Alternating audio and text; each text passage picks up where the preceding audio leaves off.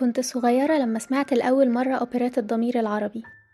طفلة لسه شايفة الدنيا وردي، السلام والحب بشوفه في كل شيء حواليا.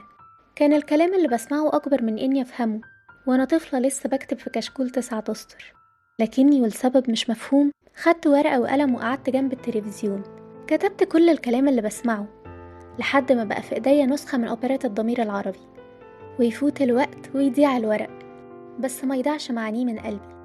كل اللي فاكراه إن كان كل كرهي للي ما يتسموا هو صوت صرخات الناس ووجعهم، صوت أب بيقول بحسرة: وقفت عاجز أمام ابني اللي قاعد بنزف واللي روحه قاعد بتطلع، وأم بتقول بوجع: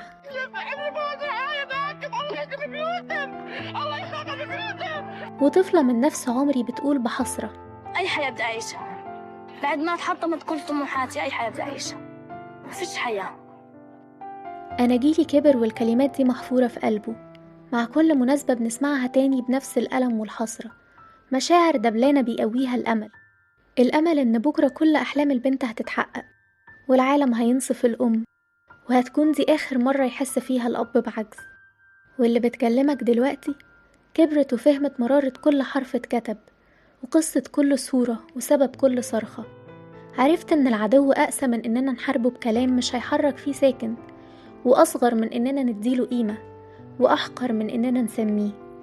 عرفت إن القضية مش محتاجة فن قد ما محتاجة يقين، مش محتاجة شعارات قد ما محتاجة قرارات، مش محتاجة كورال قد ما محتاجة أبطال صوت الله أكبر منهم تزلزل الأرض.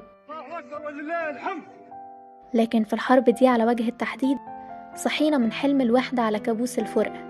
كنا متخيلين إن الجيل اللي سمع الضمير العربي فاهم إن القوة في الاتحاد، وإن العدو مش بس بيقتل إخواتنا في غزة، ده بيقتل شعوب 22 دولة عربية.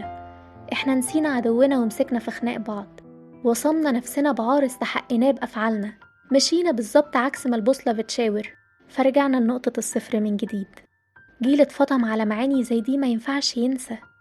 يا عرب، اسمعوا استغاثة اخواتكم في غزة، افهموا ان وجعهم مش من القصف والرصاص، وجعهم الحقيقي هو خذلاننا ليهم، هو صمتنا وعجزنا وفرقتنا، هو وقودنا اللي بيتحرك بيه جيش العدو، هو صورهم وهم بيموتوا اللي ما بقتش تحرك فينا ساكن، هو صوت احتفالنا وقت حدادهم، وشربة المية اللي عجزنا ندخلها لهم. ده الوقت اللي بنمتحن فيه امتحان سهل قوي وكلنا عارفين إجابته، لكن لسبب ما مش قادرين نمسك القلم ونكتب. هي دي حكاية الضمير العربي. لمين بتصور؟ لمين؟ للعالم. ل90 مليون مصري مش قادرين يدخلوا علينا ازازة مية ولا رغيف عيش. لمين بتصور؟ أهل سوريا الله كلهم عينا حال. لمين بتصور؟ لأهل لبنان اللي بيرموا صاروخ عشان يبرر موقفهم. لمين بتصور؟ لشوية عرب 1.5 مليار مسلم بعتولنا اليوم شوية أكفان وفتح المعبر. خليها على الله يا معلم، يا رب.